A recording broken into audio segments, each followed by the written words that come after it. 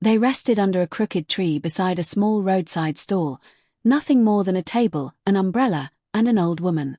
Dean looked at her hand-stitched patches out of courtesy, not interest. He was about to turn away when the old woman narrowed her eyes at him. "Boy," she said softly. "You look like someone I saw long ago." Dean smiled politely. "Nothing special." Then she lifted a small cloth patch. A tiny 3-petal flower. Dean's heart kicked his ribs. His breath stopped. His childhood flashed so fast it felt like a punch. Myra stitching that exact shape onto his clothes, gently, humming under her breath. Dean's voice trembled. Where did you see this?" The old woman pointed down the road, distant years folded into her memory. 20 years back. A woman with a little girl. And she had this same mark, sewn on her sleeve. Daniel slowly raised his head. But the old woman wasn't finished. Her next words sliced the air clean in half. "But," she swallowed. She wasn't alone. A man was dragging them. Dean felt the ground tilt. Daniel stood up.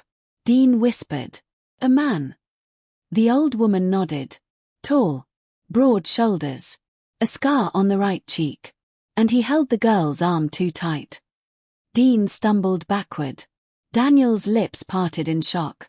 Because the description, down to the scar, matched someone Dean knew from his earliest memories. A familiar man. A man who once visited their home. A man Myra used to avoid talking about. That realization hit like thunder. Dean felt something collapse inside.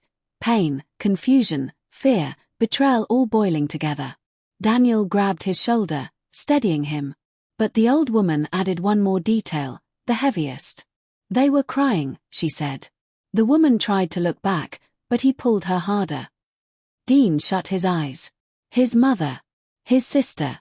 Dragged away by a man he once trusted. The road they thought would be long and uncertain suddenly turned sharp, dangerous, and painfully real. The journey wasn't simply a search anymore. It became a race against time. A hunt for a truth they might not survive. And a fight against something dark and human. And Daniel, old as he was, felt his chest tighten. The kind of pain a man hides so the boy beside him doesn't panic. He sat slowly, breathing through clenched teeth. He tried not to let Dean see. But Dean saw. And fear doubled, for Myra, for Lila, and now for Daniel too.